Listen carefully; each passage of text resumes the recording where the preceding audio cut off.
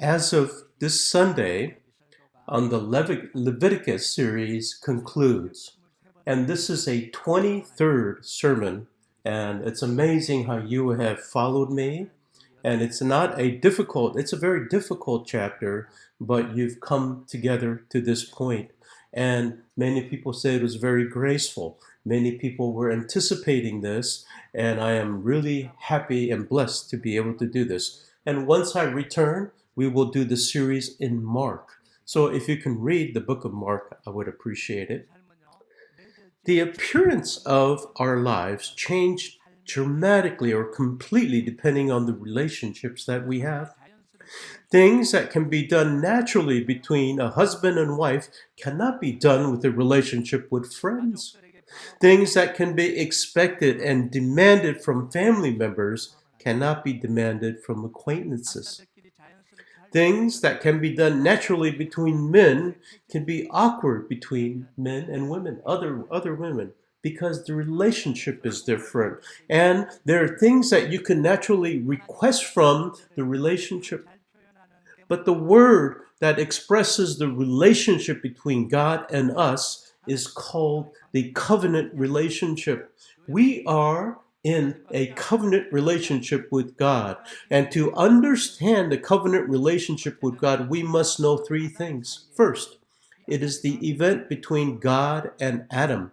And this is the representative Adam as humanity. The key word relationship is God and Adam is creation. God is the creator, and Adam, human, is the creation. And in fact, in this relationship, God gave everything to Adam. And it is the image of God. It is the ability to rule over the creation. And it is the breath of life, and it's the blessings that is given to God. And the second event is between God and the people of Israel.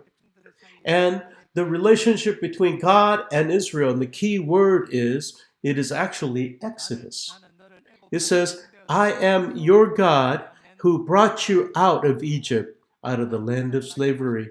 And it says this, every time that God speaks to the people of Israel, he always mentions this to them. He says, I have taken you out of the land of Exodus or the Egypt, and exodus you to the land that I have given to you, and that you were under slavery, and I am the Lord your God. And this is how it's done.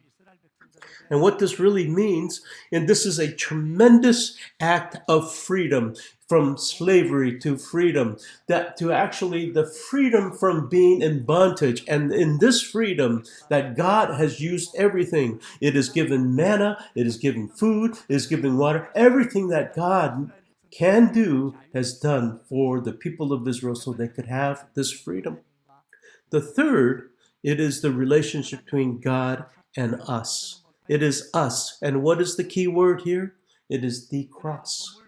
And he is taken us. You were made alive, although you were dead in your trespasses of sins, that God has actually brought us out from this, from the death and trespasses of sin, and given us new life. This is the life, and this is what the Christ has given us. And it's through the creation, it is through the Exodus, and through the cross has given everything to us. And through all those three things, and the commonality between all those things is that we have nothing that we have done.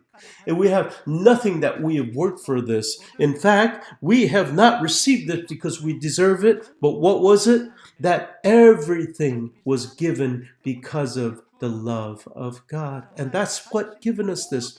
So that what God has had or have and this relationship, it is not just a regular relationship, but is given everything in our relationship. And in Romans 8:32, it's described this way.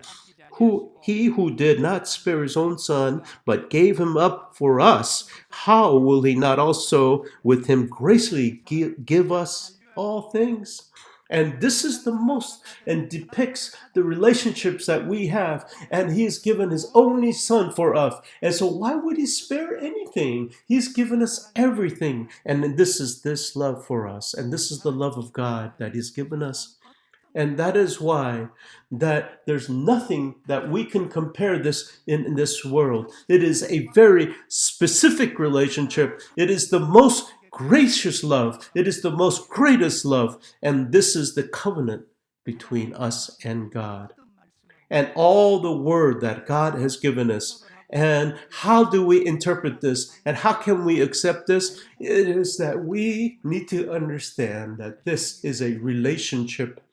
And let's look at Deuteronomy 6 and 4. It says, "O hear, Israel, the Lord your God is one.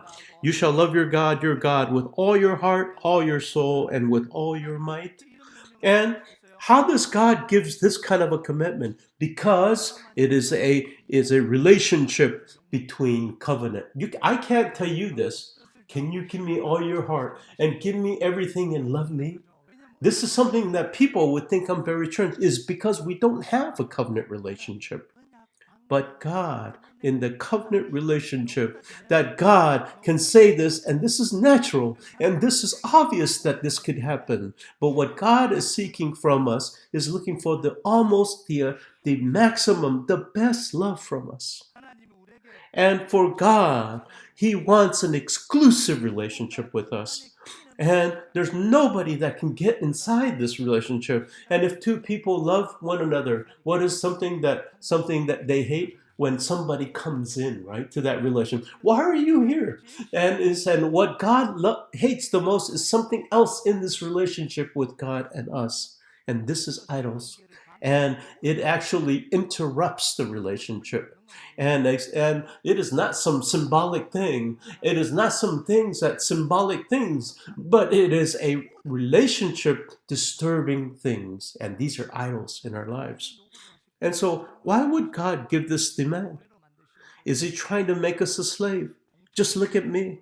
And it's going to try to make us a slave? No. It is because we must love God completely so that all the good things that God gives us through the covenant relationship can flow without any obstruction. And this is why He's seeking an exclusive relationship with us. And this is the most sincere relationship He wants with us. And the reason is that all the relationship and the flow of blessing, there's nothing want that. He doesn't want any obstruction in it. And God tells us to love Him. It is for our sake. It is not for His sake.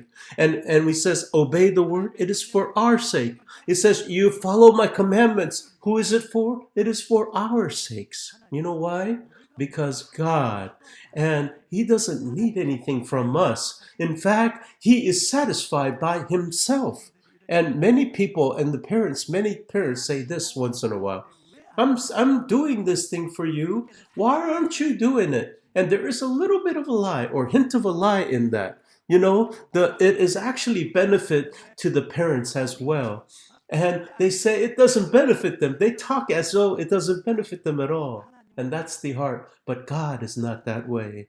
But it is that, in fact, regardless of how our hearts are, that God continues to realize it, that even if we do nothing, God's command word and the world still is realized. His kingdom is still realized. And the triune God is still rules and reigns over all these. He doesn't need us to do that. And for us, and we have received indescribable love from God. However, love is not completed by receiving it alone. Regardless of how much we receive, it doesn't complete the love just by receiving it. Love is completed and enriched when the person who has been loved begins to love the other person. It is regardless of one person loving one another, it doesn't complete that love. And how much did God love the people of Israel? And everything wasn't realized. And God did not, the people of Israel did not love God back. And it is not the effectiveness of God's love, it is the effect of God's coming back. This is in 1 John 4, 10 and 11. This is love, that not that we have loved God, but He loved us. He sent His Son to be the propitiation for our sins. Beloved, if God loves us, we also ought to love one another. And when we receive, and when we have to understand this, And the love of God is that when we recognize the love of God and we return God with love, and this completes the love. And if we receive a gift, let's say, in our hearts from someone, and we feel love in our hearts, we feel this, and we feel this compassion of this gift. However, and when we receive or give a gift or heart to another person, the love is felt even greater. Did you know that when you give your gift, it is greater? You feel more heartfelt. Did you know that? It is much more than just receiving it. And in the heart, it is actually more fulfilled. When children receive a lot from their parents, they feel love. They do. They give me all these things. They do all these things. This is love. However, they do not know the true love with that. Do they really know that? And you know when they know that? When do they recognize that? Is when they do something for their parents and they prepare it and they recognize the love and they recognize the true feelings. And that is why if parents truly love their children, they should be able to serve or teach them to serve their parents. And said, don't do anything for me. That is not a good parent. But they should be able to give thanks and to give in thankfulness to their parents. It is not something that you request that is over and beyond. That's not good, over and beyond. No, don't do that. But you should teach them to give and be thankful to them. Don't do anything for me. That's not good. But you need to say, that's great. Thank you so much. Can you do that again next time? And continually encourage your children to have gifts for you, and that children would be raised to be a good person. Do you say amen to that? And Leviticus, and when you look at 1 to the chapter 27, everything we see is giving an offering to God. God has given us everything, but the whole book is considered and is giving as gifts to God. When we see the 5 gifts of God, the burnt offering and the feast offerings and the 7th offering and the 7th day jubilees and the yearly jubilees, and everything is given to God. How about Sabbath and the sabbatical year and the jubilee? It is also given thanks to God. Is it why is so much to God? But it is everything is given cows, sheep, everything is given to God. But what if you compare it to what God has given to us? Can't even compare it. Does the children understand how much children has given, or God, or the parents has given to the children? They can't recognize everything, regardless of how much we give to God. That God has given us new life, this love, and this love we cannot pay this back. And in John 14:21, it says this, describes it this way: whoever has my commandments and keeps them, he who loves me, and he who loves me will love by my Father. I will love him and manifest myself in him. And this is the relationship, that if you love me, that you follow my commandments. If you follow my commandments, then you will be loved by God. And then I'm going to love you. In fact, you're going to love me and you're going to manifest. I'm going to manifest in you. And this is the relationship with God. And this is when it happens. And this is the power of love. And that is why in chapter 27 today, and as we end today, and it's talking about, we didn't read the first verse all the way through because it is long. But in chapter 27, it is actually giving how you give a vow offering before God. A vow is not something, is it something that is forced or not? But it's voluntary that is given.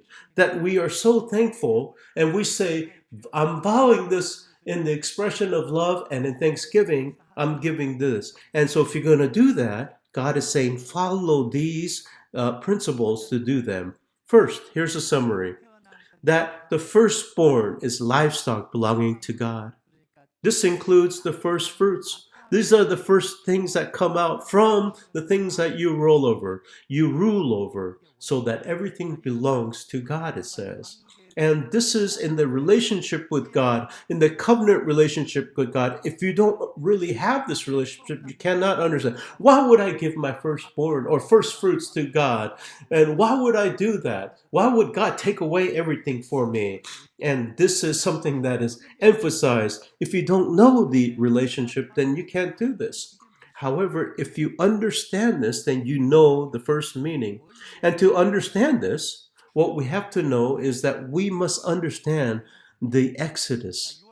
And on the night of the Passover, the angel of death swept over all of Egypt. And all of the firstborn of the people or animal and everything in the firstborn were killed. And at this time, and the people of Israel is given, they've given the blood of the lamb. And when they saw the blood of the lamb on the door, and every household, they always passed over death. They didn't die. And afterwards, and after next day, and after they have actually survived that night, that next day, and afterwards, and God has given them this word. And this is in Exodus 13, 12, and 13. He says, "You shall set apart the Lord all that first opens the womb. All the firstborn of your animals that shall be male shall be the Lord's. The firstborn of a donkey shall be redeemed with the lamb, or if you do not redeem it, you shall break the neck. If the firstborn of men, your son, shall be redeemed." And we need to understand one theme here. And it says, in the Passover night, and you almost died. And did they just have good luck and they lived, or did they die, actually? I'll say it again. During the evening of Passover, and did they just luckily pass over this, or in that night, did they die? And if they live luckily, then whose is it? Or it's mine, right? It's ours because it was just lucky. However, if God said everything has died that night, and if all have died that night, God has let them live, then what happens to what's mine? Mine is dead. And what's alive? It is not mine, but it's God's. And that is why it is saying it is mine. And your first son is mine. Your first animal is mine. That is why. And among the firstborns of animals, there are clean animals, cow, sheep, goats, and these are the ones that we can give burnt offering. These are clean animals. And these have to be given as the burnt offering to God. But what about the unclean animals that cannot be given as a sacrifice to God? And there's animals like this. What do you do there? And you actually replace them with clean animals. And then you keep that other. And this is atonement. And this is you're changing over for an unclean to it. And if you don't have a clean animal, if you're not in a situation to have a clean animal, then kill the firstborn and break their neck and kill them. And this is okay. Everything is understood from here.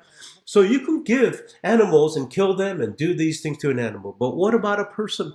What about your first son? And the firstborn, it belongs to God. And you cannot kill a person, right? At this time, what do? And you pay the value of the price of this person. That's what it says. And this is in Numbers 18:16. It says this, "And the redemption price at the month old shall redeem them, and you shall fix 5 shekels of silver according to the shekels of the sanctuary, which is 20 ganards." And what is this? And this is 5 shekels of silver, and this is your firstborn. And 1 shekel, it is about 11.5 grams. And if you know this, then it's a very good person, very good. You don't know what that shekel means, right? And the shekel equivalent to 20 days of wages. 20 days. And when we're doing this Leviticus, and there's so many numbers in Leviticus, many people ask these numbers. And so if you gave 5 shekels, and how many days is it? How many days? It is actually 20 days of wages. Now you understand this, right? So this 20 days wages, and this is the redemption for your firstborn in place of your firstborn. And this is the value of your firstborn. And that is why this is given. And after the first Passover and what they've done with the firstborn, and one person, and they have taken and switched with the Leviticus, the firstborn, and they actually replaced them. And what is this?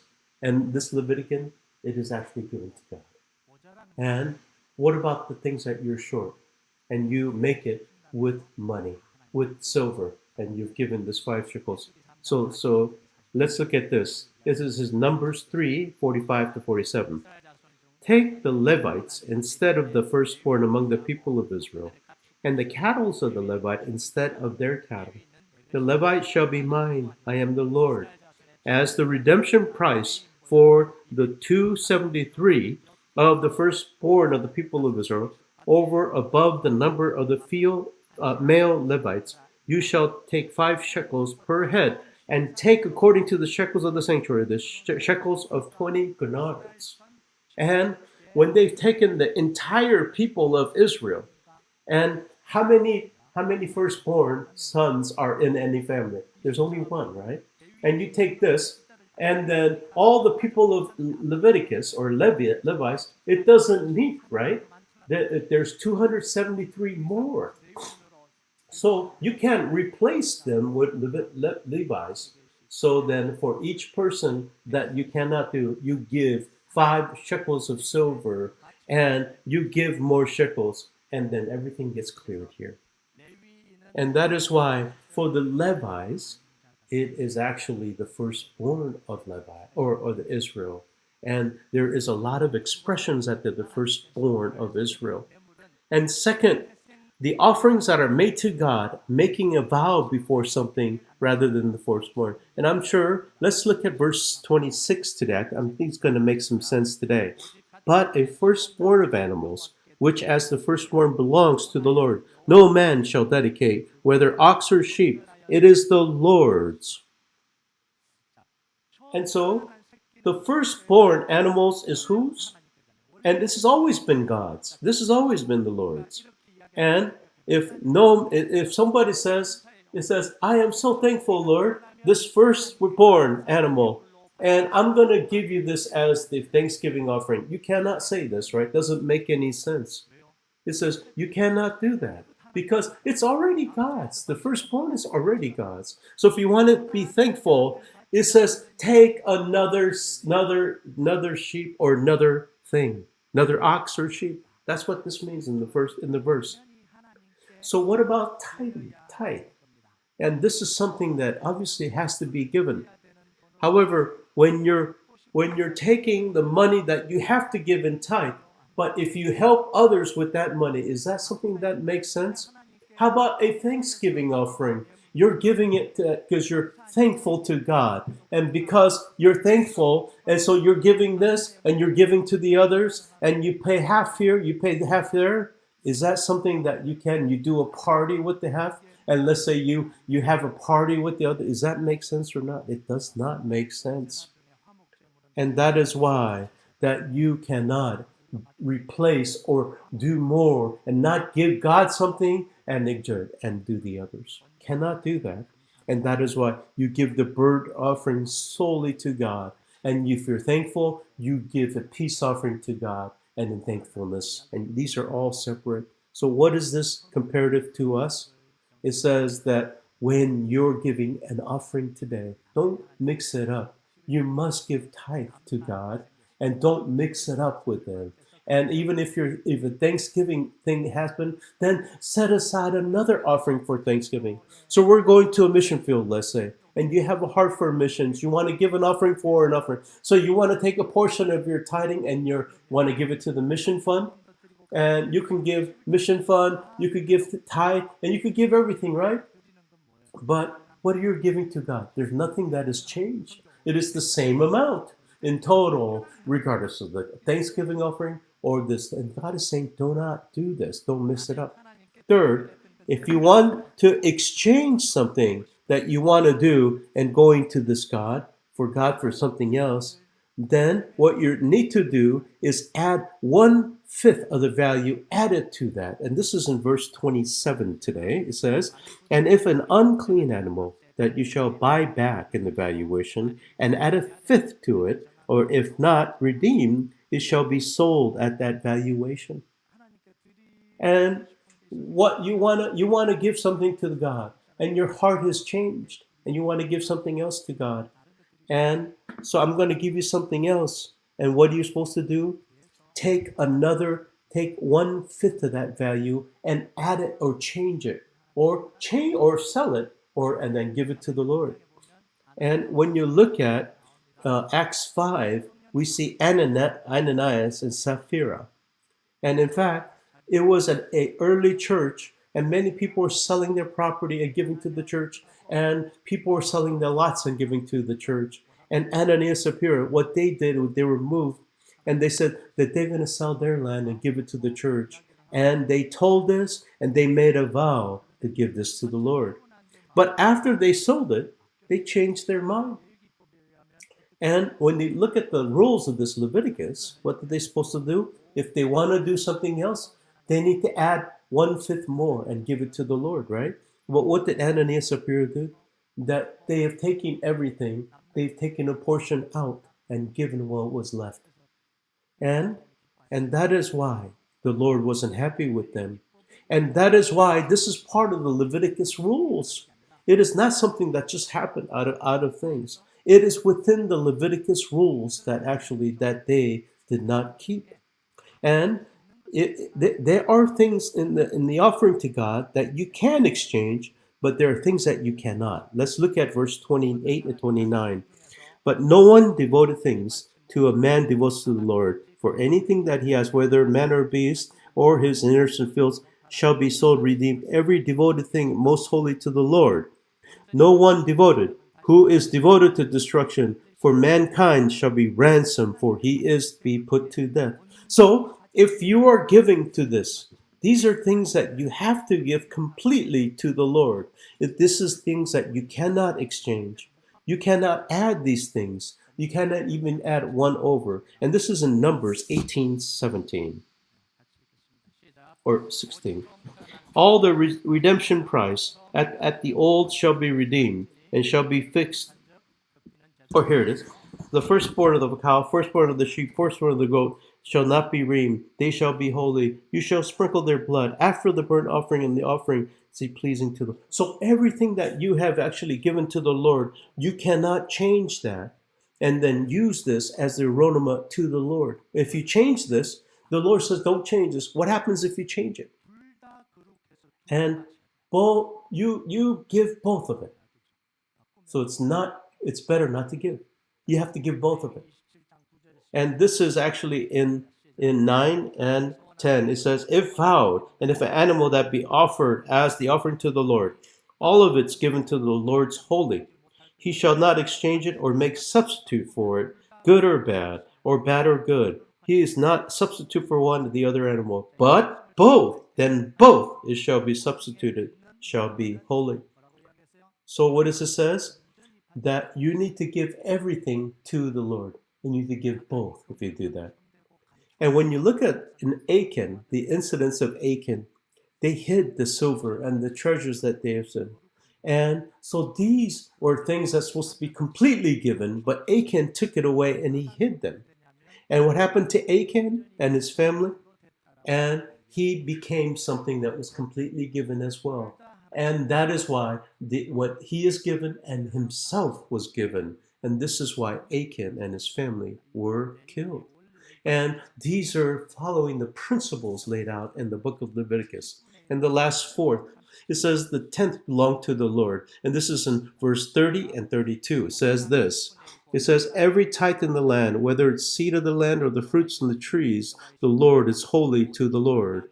And every tithe, herd, flock, and the 10th of the animals pass under the herdsman's shall be holy to the Lord. And whether it's a fruit, whether it's something that comes from a tree, and that 10th that comes out, you need to give to the Lord. And what about animals? And actually, and the 10th one that actually go, and this is the God's, and this is the tidings to God. And it says, don't change this, is what the book was saying. And so why did they give tidings here? So that the Levites can focus on managing the temple and offerings of the sacrifice of the temple, so that they can ensure that this sacrifice continues. This is what the tidings, and this has to be given so that worship can be established, and that the holiness and the spiritual system goes away. And what happens if this step is confiscated or contaminated? Then all of Israel is contaminated. And the people of the system of the spiritual quality of worship is so important to the people. And that is why people are saying you need to give this. And when you give the judges, they don't give this at all. So what happens to the Levites? They all separate, they disperse. And all the priests goes away, and they go to places where they're giving money. And this is where the country is in total despair. And when you compare this, and in fact, the 3 years when you give, this is for the widow, the people who are they're in transition, and there is a system to watch out for all these people, and these are the systems that God has set up. So why would God? And in fact, all these chapters, and some of these things are difficult to keep, and why would be such specific to this? And why would say, just serve me well? And why all these things are given? And what do we have to do this? And what we need to understand is that God, He just doesn't just say, just love me a little bit, or the way that you want. And you just cannot just love God in the manner that we want. We have to give all of our hearts, all of our minds, and this is the way that we can love God. And this is in the relationship. And in the book of Joshua, at the end of Joshua, and what he says to the people of Israel says this. It says, you serve God only, don't serve any idols. And what does the people of Israel say? I will take the idols away. And what does Joshua say? Yeah, oh, great, I hope you do that. It says, no, you cannot do that. For you cannot do that. You know why? Because it is not that easy to say and do. Then you cannot take away your idols and give everything to God and return to God. And all of your focus has to be given to the Lord. If you don't do that, you cannot serve God. And that is why for today, all the things that we're giving to God, the tithes and the thanksgiving, and says, don't change this. And this might think that you're just to give offering. No, it's not. It is how we can serve the Lord and how we can love our God. And that is why for God, the God that we love, it is not just God that we meet and we love the things of the world. We do everything we do and then love God when we are convenient to us. No. What God is asking for, it is always asking. And we always misunderstand this. We always ignore this love of God, and we do. And when we're comfortable, and when we're at this, and we say we love the Lord, and this is not a God that's served this way. And we have to truly give our hearts, and we have to give our minds, and we have to give all of our strength, and through this love, and then we can give love to God this way. And why would God is asking for this type of love from us? Because it is only through this love. What happens? Because we can actually love, and that we can really, if you understand keeping the commandments of God, we understand why we have to keep, and we experience the love of God. The person who's really loved God, and you have to know why they said it, because it's through that love, and through that love we experience this love all the time. And when we pray before God, we really understand why we have to pray, because it's the prayer that keeps us alive. And why do we have to struggle with the gospel? And the person who has done this, they know it, because that gospel keeps us alive. And what God is doing right now is saying, do that. then you shall all your hearts and your mind and all your strength love God. It is not something that you do with your mouth and words, and it's not the burdensome. It is because you do this, then you shall live and you shall have the authority. And as we conclude Leviticus, and I hope the things that has to be, it is not burnt offering, peace offering. It is not that. It is that the love of God has to remain in your heart. And that when you love our God, and when we give all our minds and heart, we love God. And that's the way we live. That's how we live. And that's the goal. And as we conclude Leviticus, and I hope that this remains in your heart today. And I hope that this message is instilled in your heart. And I bless you. Let us all sing together.